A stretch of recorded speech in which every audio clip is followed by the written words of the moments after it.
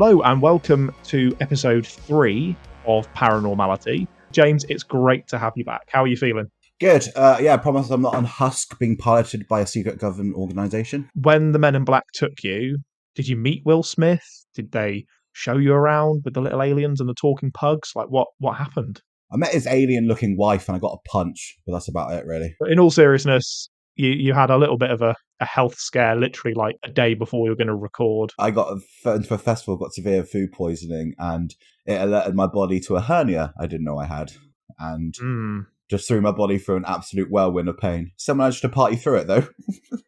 I personally think that the Men in Black purposely poisoned that food so that you wouldn't be able to be in last week's episode.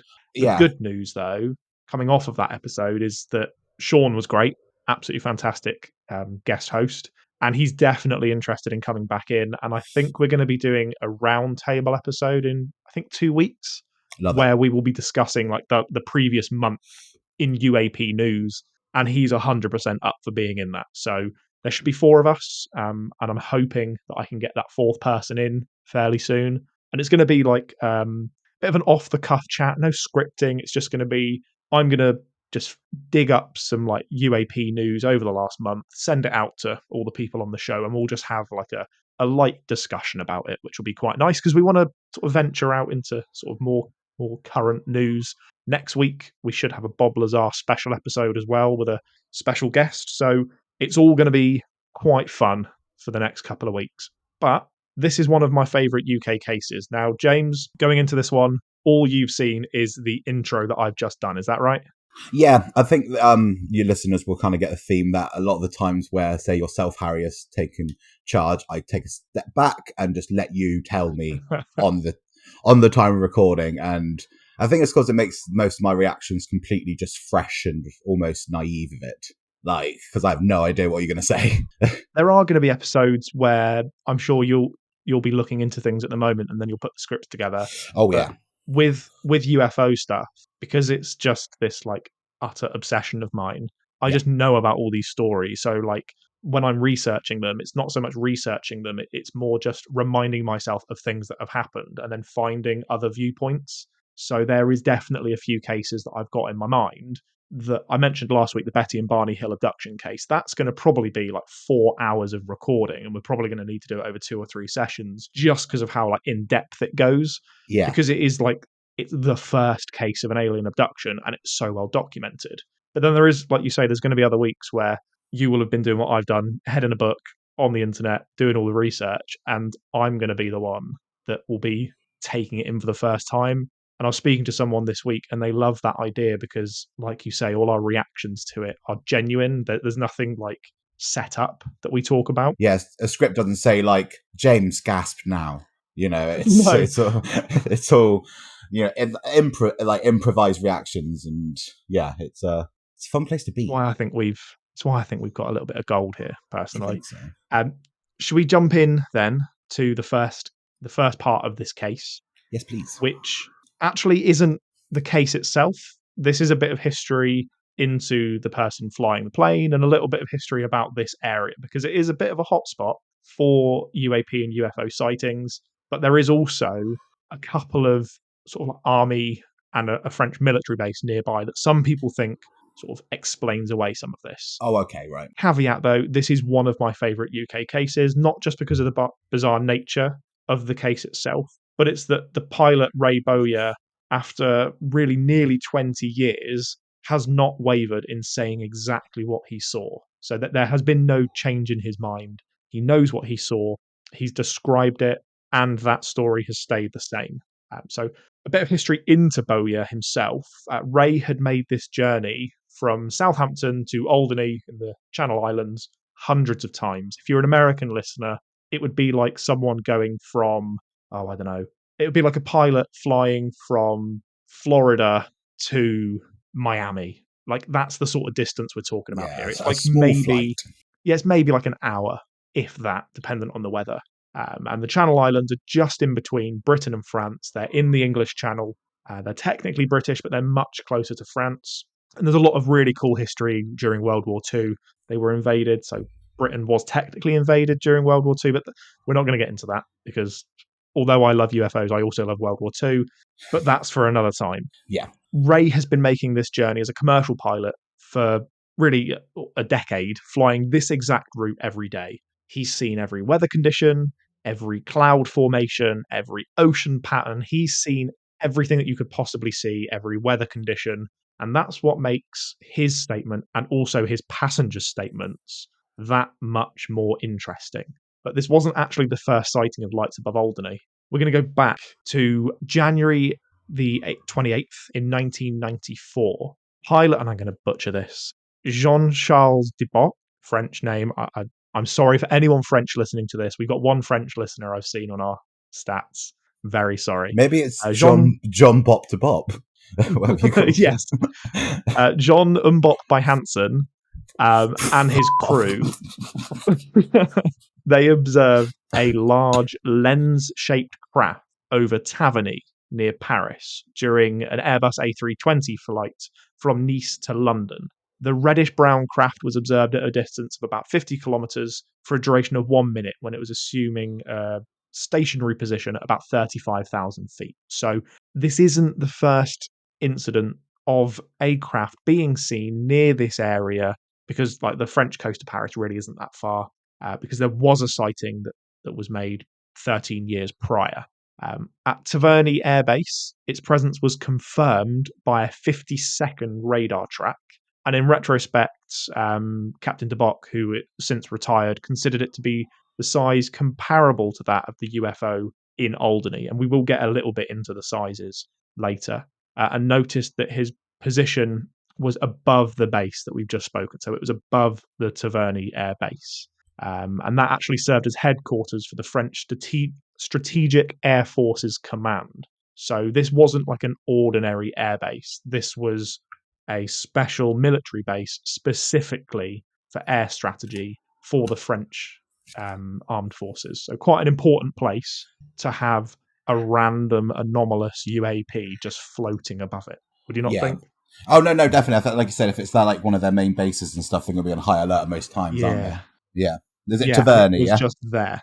Taverny, yeah, it was just there, just hovering at 35,000 feet. Those are the comments that sort of like make me get a bit like shivery. Is the fact that most aircraft that I'm aware of that we are in control of as humans aren't really good at being stationary at 35,000 feet. Oh, we spoke about it last on the first episode when like they have to be moving because of like so the fact they can stay stationary is kind of get a bit scary.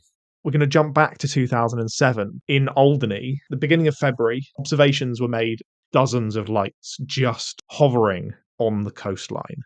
These were noticed at, here we go, 6:15 a.m. on the 14th of February. Oh, Valentine's Day. So yeah, happy Valentine's Day. Here's some utterly terrifying UFOs that could end humanity. I love you. And Bowyer is flying a route that he's been flying every day for 8 of his 18 years as a pilot for, I'm going to butcher this again, Origny Air Services.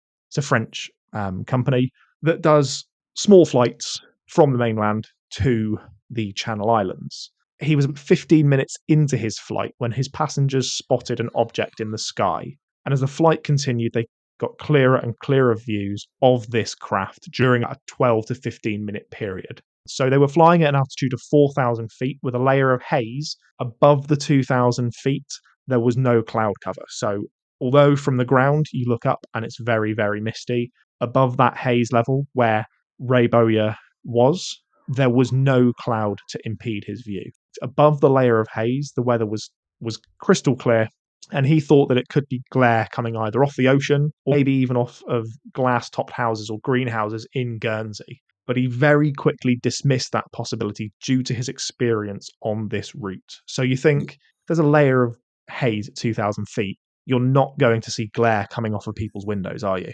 No, especially there's, like you say, there's haze in the way. Yeah, it's not going to happen. Bowyer at this point decided to use a pair of binoculars while entering the plane into autopilot mode to get a clearer view of the object. His description of the object was quite well defined, bright yellow, and a cigar-shaped object with pointed ends. It had a profile of roughly 10 to 1. So for the height of it, if that was 10 meters, the width would be 100 meters. It's a 10 to 1 ratio in terms of width to height.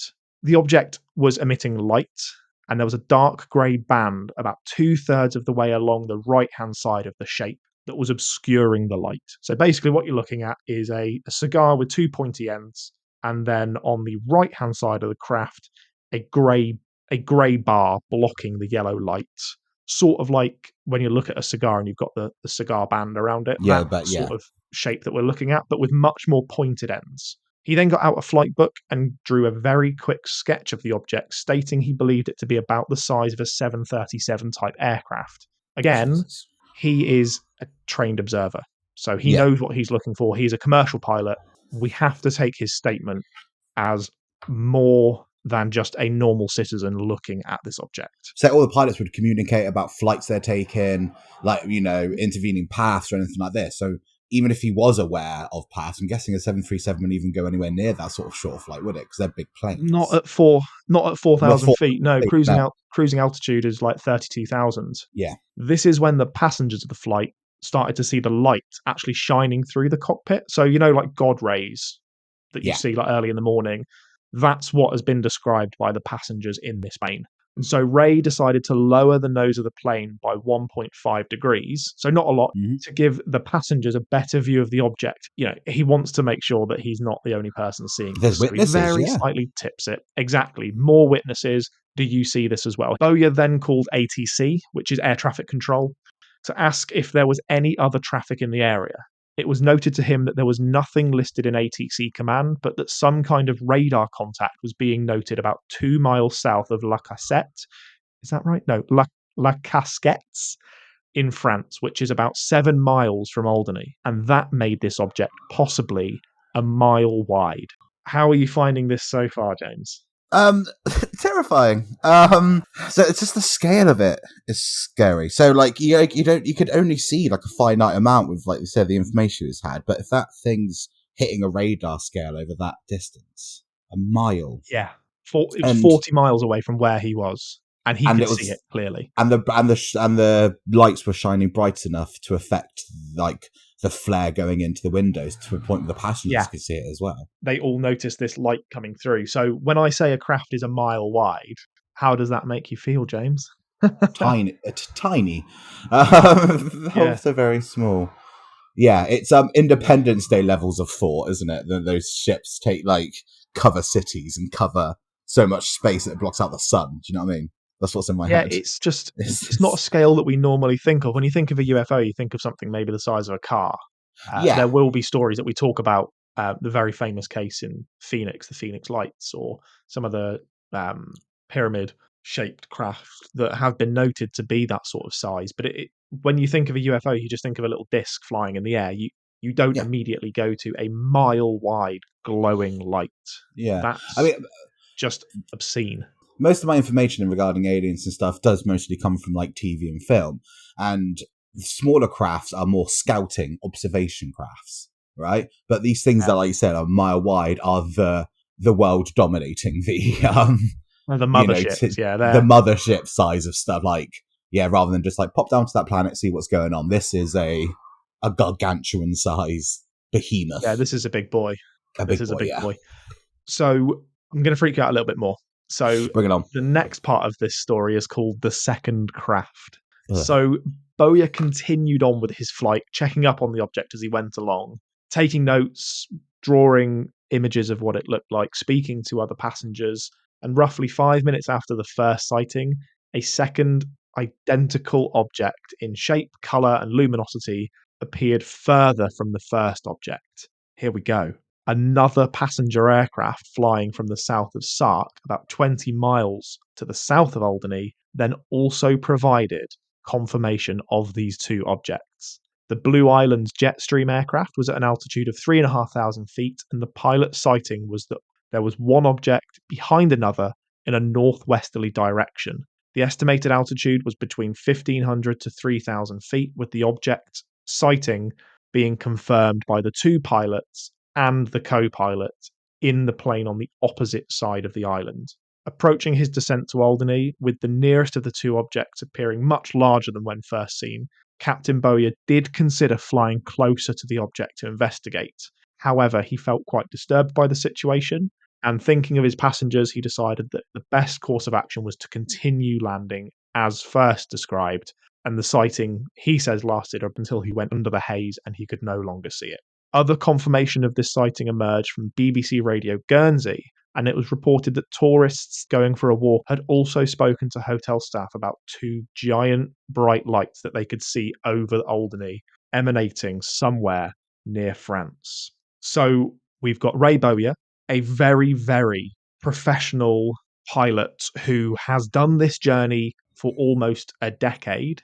Yeah. We also have the Blue Islands Jetstream aircraft and their pilots and co-pilots confirming the sighting. And then on top of this, outside of all this ATC chatter, we have a radio report also seeing these lights at exactly the same time. So there's a lot to go off of there. Like, it's not just one person. Yeah, am I correct? So one flight was leaving Alderney, and one flight was flying into Alderney. So they were flying in separate directions. Is that right? Yeah, and they saw these objects sort of from opposite directions. That's what. Yeah. So it wasn't like it was refraction of something from the same point of view. It was two different point of view seeing this same object. Yeah. This was two separate points looking at the third point, confirming size, confirming altitude, confirming color, confirming the distances apart. It lends a lot of credence to Ray's story as to what this craft was and where it was at the exact same time. That's then backed up by the Radio Guernsey report. Now, the Radio Guernsey report came out and they didn't know about this ATC chatter. So they didn't know the fact that two independent pilots had seen this craft earlier in the day. It was completely separate. That just lends it even more believability for me that something was there. Yeah. It's not like they were in cahoots. Like they were like, having the chat off the radio, like, hey, let's screw with some people. It was, like you say, trained observers just observing and telling people what they saw on separate channels. Yeah, so I don't know if you've ever listened to ATC chat before. Near where we live in Berry Head in Brixham, there's actually an ATC marker there. So the way that planes fly is that there will be like vector marks they have to go to. So they will say like, stay at 38,000 feet and head towards the Berry Head marker. That's where they go when they want to fly into Exeter. So you can actually, if you've got an old AM radio or if you've got an AM receiver, commercial jets use AM because they can span over such a long distance. So if you've got an AM receiver, you can just tune in and listen to planes fly above you. I've done it before. It's really fun.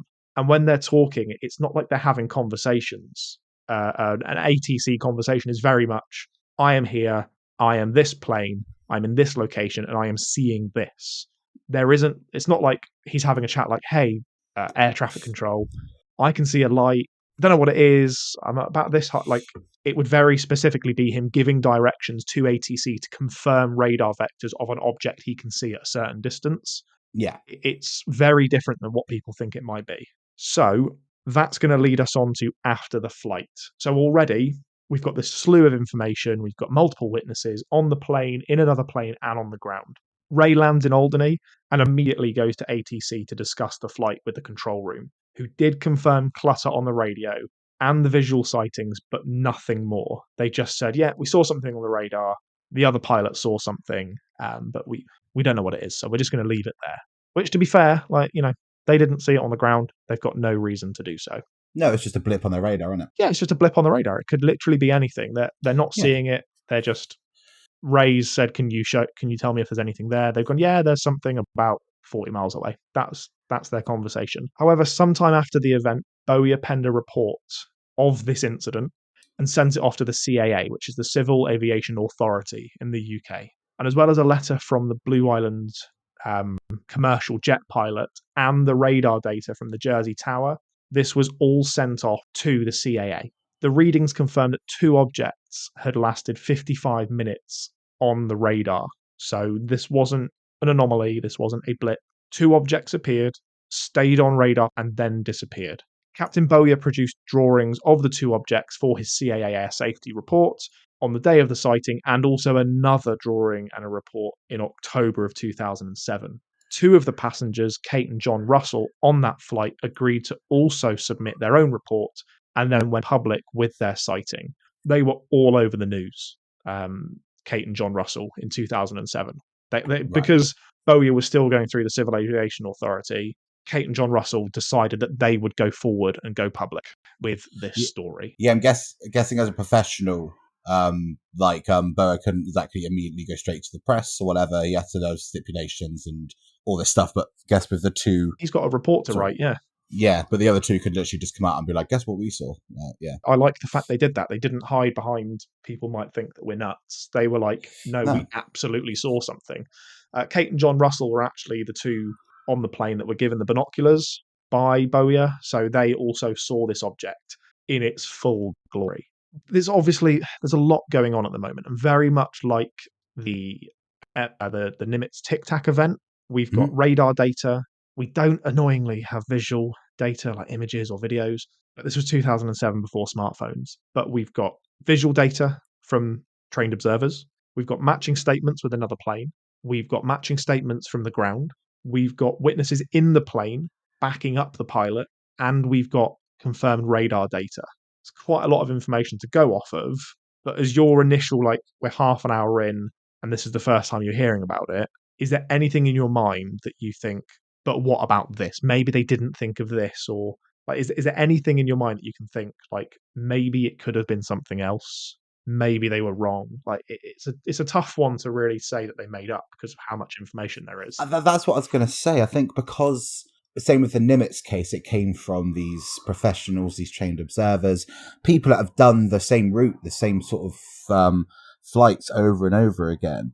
And when it comes from, like you said, if it came from I think we said this before, if it came from Jimmy Buck Corn in the back of somewhere, then it doesn't have much credence to it. But because these people have come forward as professionals with their livelihoods on the line, and said, this is what I saw, I'm not going to be persuaded otherwise, it kind of does give much more truth to the story, I think. Yeah, because and like you said, there is a stigma. There is a stigma about UFOs. I mean, when I talk to people about the fact that I'm doing a UFO podcast and I've got some UFO books, people think I'm nuts because they think, oh, you think little green men are floating about, sort of thing.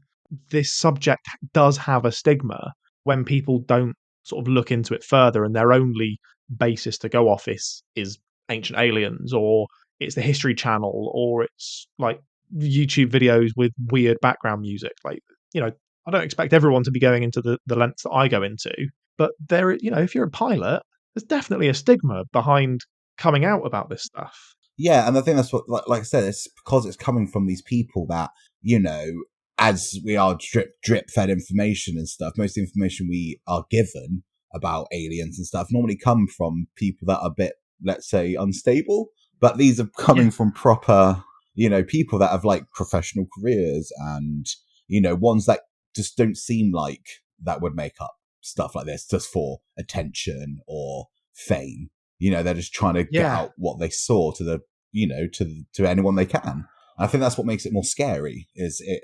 Yeah, I'm glad that you brought that up, because there's a statement I'm going to read in a second, because Ray actually went to the National Press Club in America in late 2007 to talk about his sighting. And he does definitely talk about the stigma involved with UFOs. There's been lots of people. If you want to go down a bit of a rabbit hole, the gimbal video where they're it's rotating, and they released that a few years ago. And there's the Go Fast. Oh, I don't know. There's 3 videos they released. Gimbal. Yeah, it's called the gimbal video. Okay. And it's one of the 3 videos that the Pentagon released. If you've seen them, one where there's the clouds moving and there's an object that's rotating. And Ryan Graves is a pilot that in 2015 was on the East Coast of America, who knew the pilot flying that plane, and they know what they were looking at wasn't a plane, or it wasn't an afterburner in a FLIR camera. They know that there were things that they were seeing they can't describe. And he's come out and said that he's spoken to very high people in the military that just don't take this seriously. And he's been in planes that have been 50 feet from crashing into these UFOs. And they are genuinely concerned about their safety. And they go to the higher ups and they go to the people in the military and they say, we're seeing these objects every single day. They are intercepting us. They are following us from New York to Afghanistan. They are trying to intercept our planes. We are nearly having mid-air collisions with them. And they're basically laughed at because there is this stigma about these trained professionals who have, the US military put tens, if not hundreds of millions of dollars into these fighter pilots, and they come out and say, I saw a UFO, and they're like, no, you didn't. You don't know what you're looking at. Yeah, gaslight them. Yeah. Yeah, pretty much. Yeah, no, you didn't see that. There is a stigma that Ray talks about. Now, before we move on to the next part, because it is basically, I'm going to be reading out a statement that he made Ooh. to the National Press Club. What do you think about Ray? That's something we've not even touched on yet. Do you trust Ray's statement so far? From what you've told me, I just don't see why he would. Like, considering he was willing to, bank whatever, like dip the nose down the 1.5 degrees, wherever it was, and hand it off to witnesses and stuff. It doesn't, if he wanted to keep it a story to himself, just become famous or whatever, he wouldn't have told it. He would have just gone straight and gone like, yep, this is what I saw, believe me, whatever. But he wanted other people to see it. And considering he took the safety of himself in the plane to land, rather than just like, I'll investigate further, I think, probably a bit scared, probably Yeah, fearful. definitely. That's what I get out of It's that. like a rational thinking man. That's what I'm kind of getting from what you're telling me. He's just So a pilot. I'm going to now read out his statement that he gave to the National Press Club. And for me, it backs up. It's why I asked you specifically about him, because Okay. for me, this backs up his character so much. So I've got his full statement here. If you don't want to listen to his full statement, then just like skip forward by like three to 4 minutes, because it is quite a lengthy statement. And he says, "Good morning, everybody. Thank you for coming this morning. My name is Ray Bowyer, and I fly for a civilian airliner as captain, and I've been invited here due to my sighting last April of multiple as yet unidentified objects over the English Channel in the region of Alderney. The encounter lasted for 15 minutes, and the first object was visible from 15 miles in distance. On nearing the object, a second identical shape appeared beyond the first. Both objects were a flattened disc shape with a dark area on the right-hand side. They were brilliant yellow with lights emanating from within, and I estimate them to be up to a mile across in width. But at 12 miles distance, these objects were becoming uncomfortably large, and I was glad to descend and land my aircraft to consider the safety of all my occupants. My passengers saw the object, as did the pilot of another aircraft 25 miles further south. It is also possible radar information is still being investigated caught these objects. A team headed by Dr. David Clark looking at this case will shortly publish a report, but I understand at this time there is no definitive solution that has been discovered to explain the sightings as of yet. I take some note at the difference between the British and the US reporting system. It appears that the attitudes on opposite sides of the Atlantic are very different when it comes to the required reporting and recording of this type of event. Air law in the UK stipulates quite clearly that if an operating crew of an aircraft see another aircraft at a place that it shouldn't be, then at the earliest opportunity, the whole scenario is to be reported to the relevant authorities. In my case, the British Civil Aviation Authority knew within 20 minutes of the sighting what was seen, as described in my flight log. It was faxed directly to the relevant CAA office, along with images and drawings that I had produced. The military was informed by Jersey Air Traffic Control at exactly the same time. This is not an option, this is an obligation that crews react in this manner by law. In my experience, having reported the incident as required, it has had no negative effects, and there was no problem with me talking about this on British television.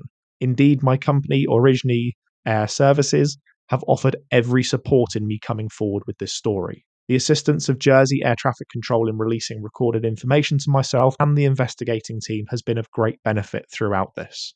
I did not feel that I was in danger of being ridiculed, because all I did was report what had actually happened, as was my duty by law as an operating aircrew. I heard about multiple witnesses citing a UFO in the Chicago O'Hare Airport about a year ago on November the 7th, 2006, and I was very surprised to hear how this was handled. Despite many pilots, airport personnel, and witnesses on the ground seeing an object hovering over the terminal, there was no investigation at all by the FAA. The FAA is the Federal Air Authority in America. Is that their equivalent of the CAA? Yeah, that's the US equivalent of the CAA. It appears as if pressure may have been applied to crew members by their companies not to discuss this incident. I would have been shocked if I was told by the CAA in the UK would obstruct my investigation, or if the CAA told me specifically what I had seen was something entirely different. But it seems as if pilots in America are used to this sort of thing and even possibly ridicule. I would urge all fellow aircrew to report whatever they see as soon as possible and to stand up and be counted. It is only when crucial and critical witnesses such as aircrews make reports that the authorities will be kick-started into a broader investigation of this phenomena. Thank you for listening. That was Ray's statement. How, like, that to me just backs up everything you said. Yeah, and it doesn't seem like it was like written by someone else. It doesn't seem like it was written by this is what you need to say. This read from the cards. Pretty much. 100%. And it just like you said, it's it just sounds like it just comes from a sincere bloke. Yeah, and it shows the big stigma that is involved in the US, where a UFO was spotted over a busy airport terminal, and pilots were told to shut up and don't talk about it and don't investigate this, don't look into it. Whereas the Civil Aviation Authority in England, in the UK, they helped Bowyer. They gave him recordings and radar data, and they sat with him. Yeah. And you think, like, he's spoken about the fact that he was worried and that he was scared. And I've been in positions in former jobs where I'd made a mistake and I thought, oh shit, I'm gonna get in loads of trouble for this. And then to have some sit down and be like, right, well, you made a mistake. Let's talk through what's happened. Not saying that Ray's made a mistake, but he must have been terrified to be landing this plane and think, oh my God, I've now got to go tell my boss that I saw a UFO. And they're just like, talk to the press if you want to. It's not a problem. We're here for you. That rather than like shut the up. Like, this ain't Roswell, buddy. Yeah. Yeah, exactly. Oh, you saw a little green man, did you? Oh, great. Yeah, did you, mate? Oh, let's head into a cafe. Yeah, exactly. It's something for a fun fair attraction rather than something serious that we should research into. Yeah. It would be nice to know that these things are being taken seriously, at least somewhere. But there were definitely several possibilities as to what this object was.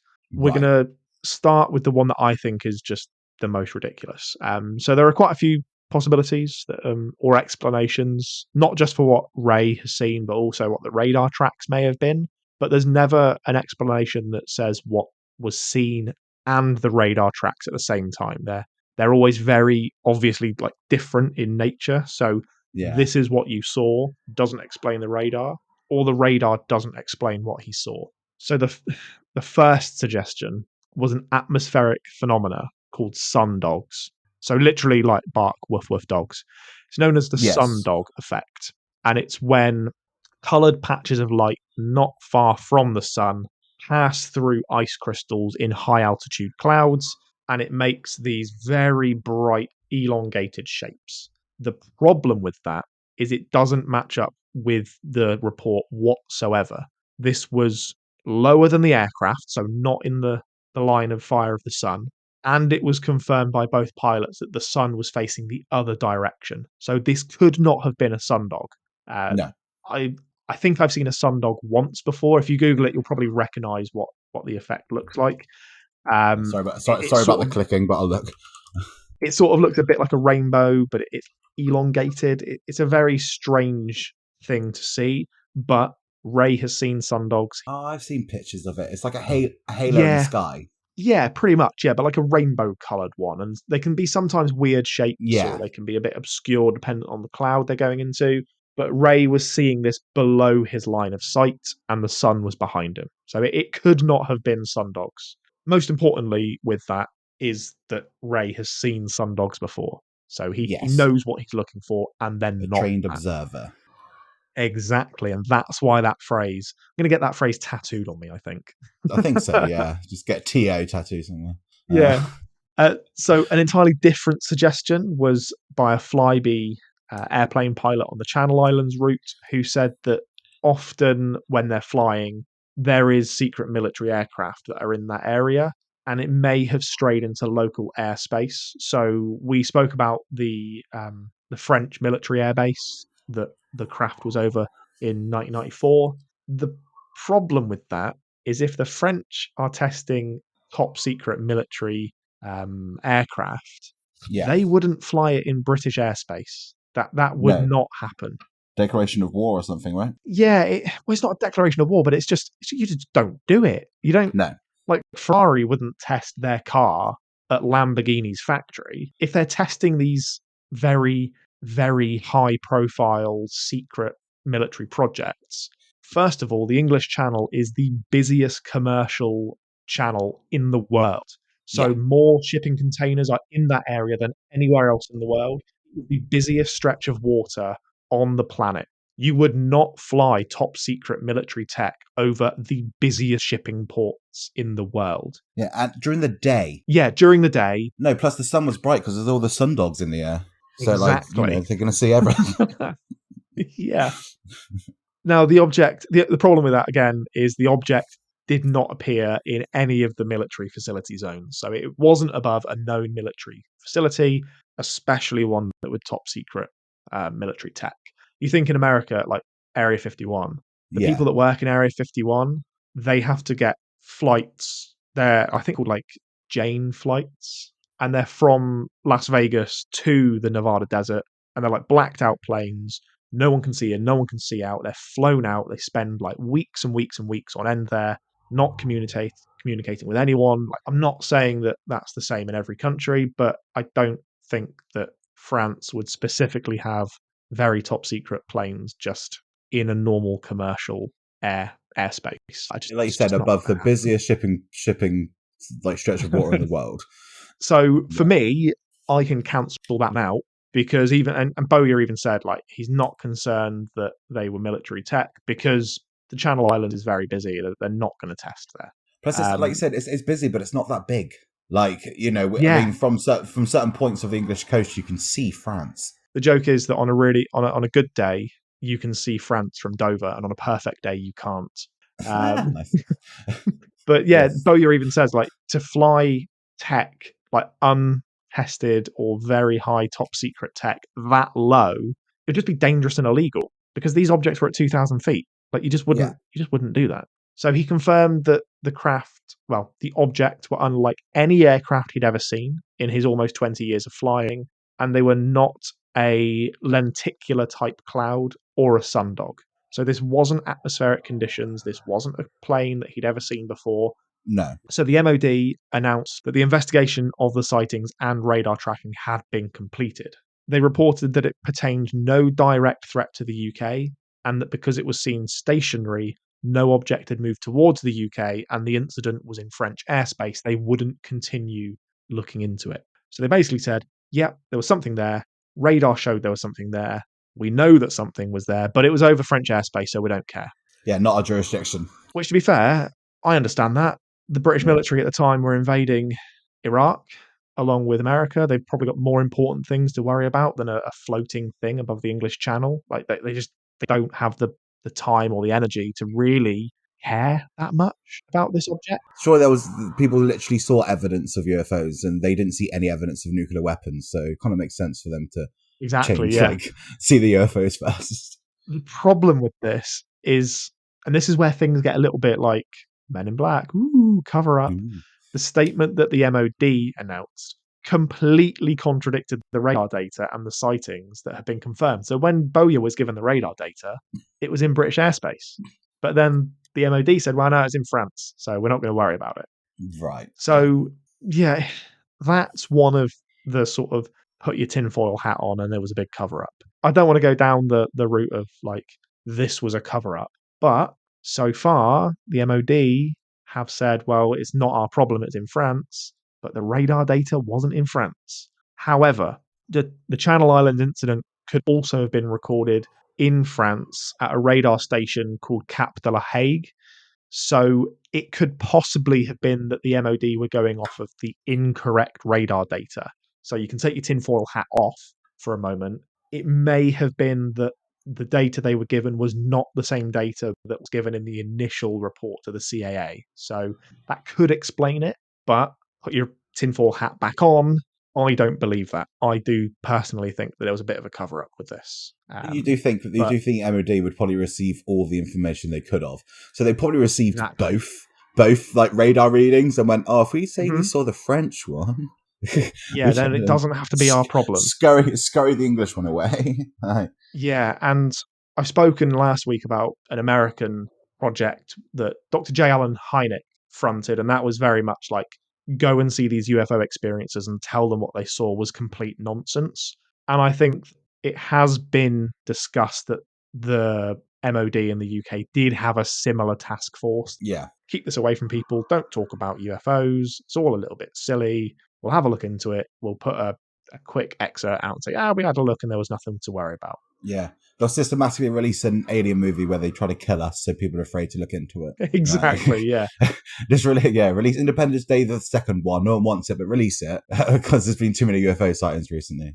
So I personally think this was a UAP, but Ray has always sort of like steered away from little green men conversations. Yeah, they don't really care about the origin of it. No. It's very much just like, what is it doing there? What is it? Why is it just floating 2,000 feet above the sky? Yeah. Do you know, I can't help but think that the haze was created, by the way. Yeah. I know it sounds stupid, but it's below where they were like observing or, looking around, I mean, we talk about the 5 observables. Yeah. One of the observables was like masking where you are, or so did he report of how they went, as in how they left? No, because he just left. He just landed his plane and he couldn't see them because he was under the haze. The only report the alien created haze. Yeah, the alien vape trail that it was leaving. It was just like sonar alien, just like, dude, watch this. Yeah.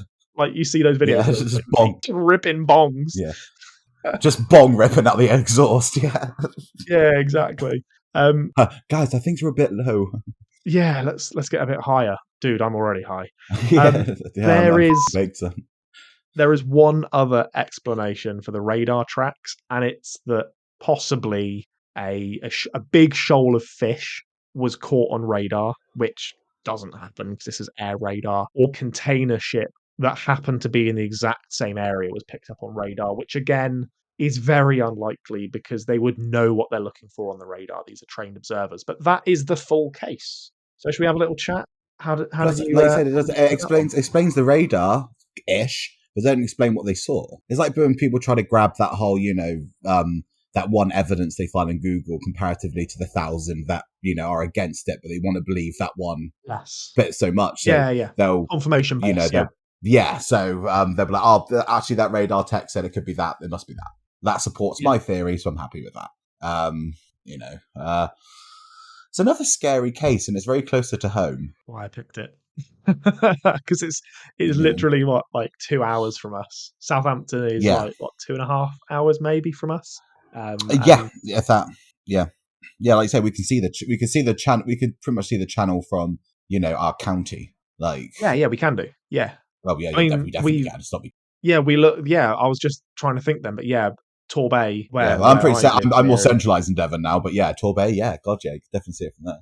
That is the English Channel that you're looking at. So yeah, it is very much like right there.